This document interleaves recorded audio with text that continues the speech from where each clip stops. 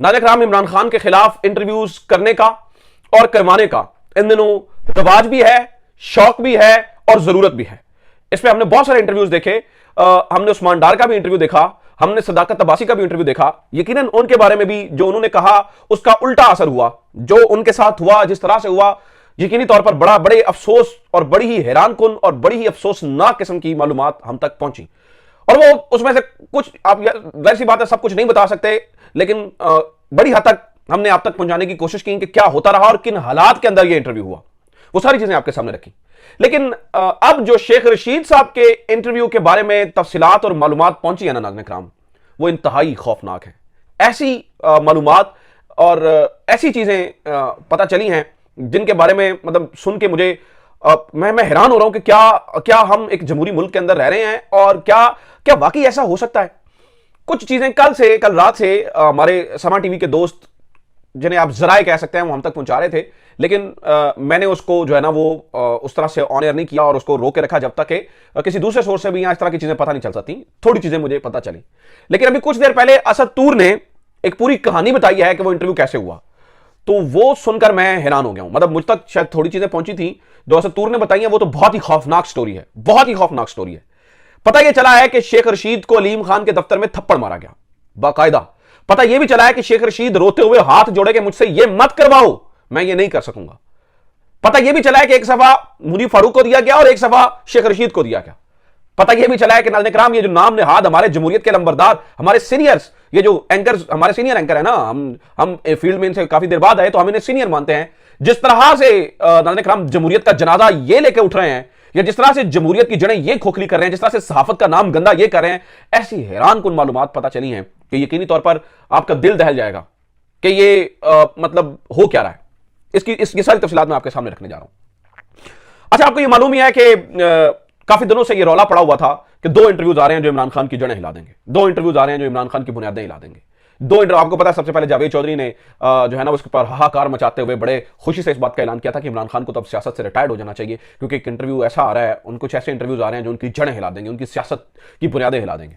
थोड़े दिनों बाद जो है ना वो जब हमने डिग आउट किया तो पता चला उनमें 2-3 नाम आए, 2-3 नाम गर्दिश भी करते रहे, लेकिन मैंने आपको बताया ये भी नहीं है, ये भी नहीं है, ये भी नहीं है। फिर हमें पता चला कि खबर मानिका साहब का एक इंटरव्यू आ रहा है, फिर हमें बाद में पता चला जी शेख रशीद साहब का भी इंटरव्यू आ रहा है। खबर मानिका साहब का जो इंटरव्यू है वो ऑब्वियसली आपको पता है कि इमरान खान की जाती जिंदगी के बारे में और इमरान खान के जो है ना वो घरेलू मामलात को डिस्कस करने के लिए और इमरान खान को वहां पर हिट करने के लिए होगा, जबकि सियासी तौर पर इमरान खान की सियासत का जनाजा उठाने के लिए, जिसे जो जावेद साहब जो है ना वो बढ़ के मार के बता रहे थे, उसके लिए शेख रशीद साहब का इंटरव्यू होगा जिसमें वो बहुत सारे इंकशाफात कर सकते हैं। अच्छा, इस इंटरव्यू से पहले आपने ये याद रखना है कि शेख रशीद साहब ने एक बयान दिया था और उन्होंने वीडियो रिकॉर्ड करवाई थी। उन्होंने कहा था कि मैं मरते दम तक इमरान खान का साथ दूंगा, और कभी मेरी प्रेस कॉन्फ्रेंस या इंटरव्यू इस तरह का आया तो समझ लीजिएगा कि शेख रशीद का ज़मीर मर चुका है। मुझे ये लगता है कि जो हालात मुझे पता चले हैं उससे मुझे लगता है कि शेख रशीद साहब का ज़मीर नहीं मरा, शेख रशीद साहब का ज़मीर जो है वो जिंदा है। लेकिन जो उस बेचारे कितना, मतलब मैं ये समझता हूं कि एक इंसान कितना बर्दाश्त कर सकता है। शायद मेरे जैसा इंसान तो उसका 10% भी बर्दाश्त ना कर सके, उस प्रेशर को और उस जिस तरह की असद तूर ने कहानी बताई है, उस तशद्दुद को या उस बेइज्जती को, जो उनकी बेइज्जती जिस तरह से की गई, उसको बर्दाश्त ना कर सके। खैर, कहानी सुनिए जनाब, जो कहानी पता चली है।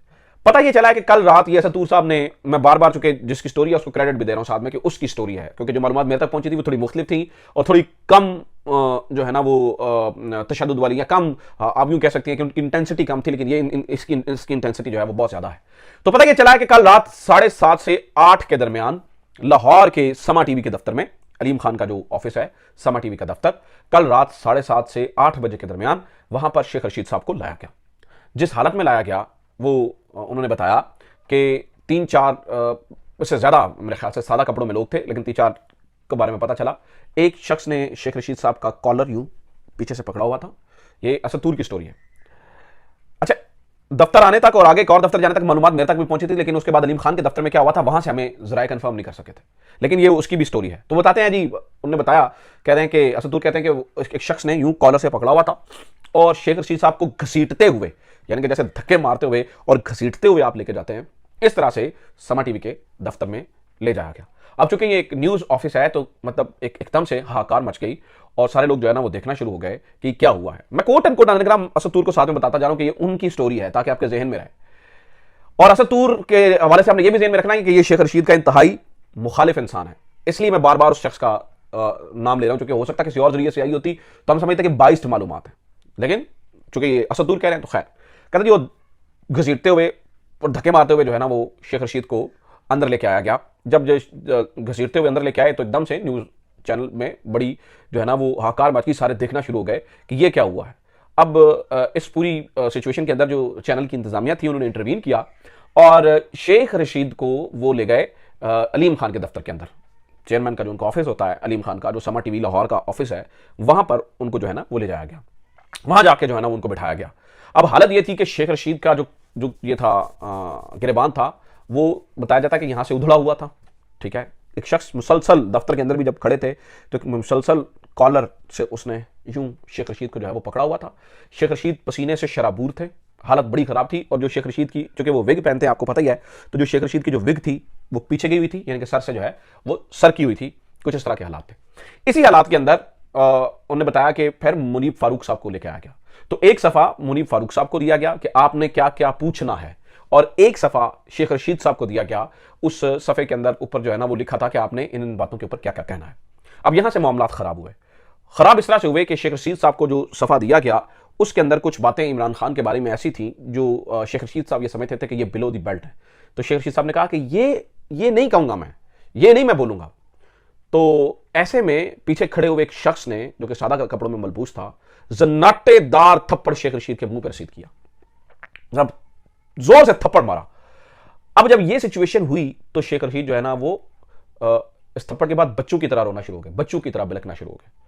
और रोते हुए उन्होंने हाथ जोड़े इस तरह से, और हाथ जोड़कर इस तरह से उन्होंने कहा कि मेरे से ये मत करवाओ, मेरे से ये मत करवाओ। अब इस सूरत हाल के अंदर चूंकि सामने मुनीब फारूक साहब भी बैठे थे और असतूर ने बताया जी चौधरी अकरम साहब भी वहां में बैठे थे, क्योंकि ये इस दफ्तर की कहानी सिर्फ इसी साफी के पास है जिसका मैं जिक्र कर रहा हूं।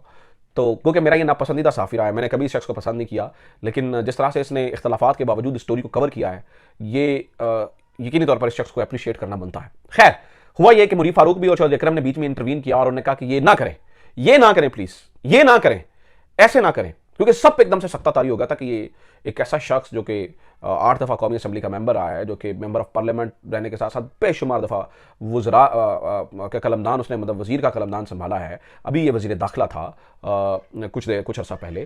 तो ऐसे शख्स के साथ ये किस तरह का सलूक हो रहा है, और मतलब पार्लियामेंटेरियन, सबसे बड़ी बात थी कि पार्लियामेंटेरियन। तो नाज़रीन किराम, वो पता चलता है कि इसके ऊपर जो है ना वो इंटरव्यू किया, लेकिन मुनीब फारूक साहब को कहा गया और चौधरी अकरम साहब को कहा गया कि आप प्लीज़ चुप कर जाइए, आप जो है वो इस मामले में मत बोलिए, हमें इस चीज़ को डील करने दीजिए। और फिर डील किया गया और उसी तरह से उसी सूरत हाल के अंदर ये प्रोग्राम रिकॉर्ड हुआ। और प्रोग्राम रिकॉर्ड होकर कल चूंकि ये रिकॉर्ड हुआ है, बताया ये जा रहा है, और आज रात मोस्ट प्रोबेबली ये प्रोग्राम जो है वो चल जाएगा। उसके अंदर बहुत सारी बातें जो है वो की गई हैं। अब नाज़रीन किराम, ये कहानी जो है ना वो बता दिया सतूर ने, चलो ये ठीक है, खबरें हो गई, इसको खबर से एक साइड पर रख के देखे। जो शेख रशीद ने किया या जो उनके साथ हो रहा है, इसको भी मैं कहता हूँ 1 मिनट के लिए साइड पर रख देते हैं। मैं हैरान हूं मुनीब फारूक साहब पे, उनकी जर्नलिज्म पे, उनके बोले हुए बड़े बड़े लफ्ज़ों के ऊपर। वो बहुत बड़े जर्नलिस्ट बनते हैं, बहुत बड़ी बातें करते हैं, बहुत ज़्यादा जो है ना वो उनकी लेक्चर्स होते हैं, कहानियाँ होती हैं, इंटरव्यूज अक्सर जो है ना वो मुख्तलिफ चैनल्स पर बैठे हुए। तो मैं हैरान हूँ कि उनकी गैरत गवारा नहीं की, मतलब 1 मिनट के लिए भी उन्होंने ये नहीं सोचा कि ये जो कुछ हो रहा है ये नहीं होना चाहिए। मतलब उन्होंने, उनके अंदर जो है ना वो ये हौसला नहीं पड़ा कि मैं कहूँगा यार कम से कम मैं एटलीस्ट जो कर सकता हूँ क्योंकि मैं इस किस्म का इंटरव्यू नहीं करूँगा। मतलब और फिर उन्होंने बाहर निकल कहा जी शेख रशीद साहब ने मुझे बजाते खुद रब्ता किया इंटरव्यू करने के लिए। मतलब मुझे तो ये समझ आती है कि मुनीब फारूक जैसों का बैकआउट होना चाहिए। आप कुछ नहीं कर सकते तो मुनीब फारूक जैसों का बैकआउट करें। ये सहाफत का लिबादा उड़े, काली भेड़े, माजरत के साथ मैं इनकी बड़ी इज्जत करता रहा हूँ और मैंने हमेशा सीनियर्स के दर्जे पर गिरदानता रहा हूँ, लेकिन ये सहाफत के लिबादे में काली भेड़े हैं नाज़रीन इकराम। इनके लिए और कोई लफ्ज़, मुनासिब लफ्ज़ मेरे पास मौजूद नहीं है कि आपने कैसा इंटरव्यू किया और उस इंटरव्यू करने के बाद आप शकीब भी कर रहे हैं कि जनाब वो तो मुझसे बताते खुद रब्ता किया था, करना। बहरहाल आपके ख्याल में नाज़रीन इकराम इस इंटरव्यू का क्या असर पड़ेगा? क्या आपको लगता है कि इमरान खान के खिलाफ हो जाएगी अवाम? मुझे लगता है कि इस इंटरव्यू का उल्टा असर होगा। अपना ख्याल रखिए। खुदा हाफ़िज़। पाकिस्तान जिंदाबाद।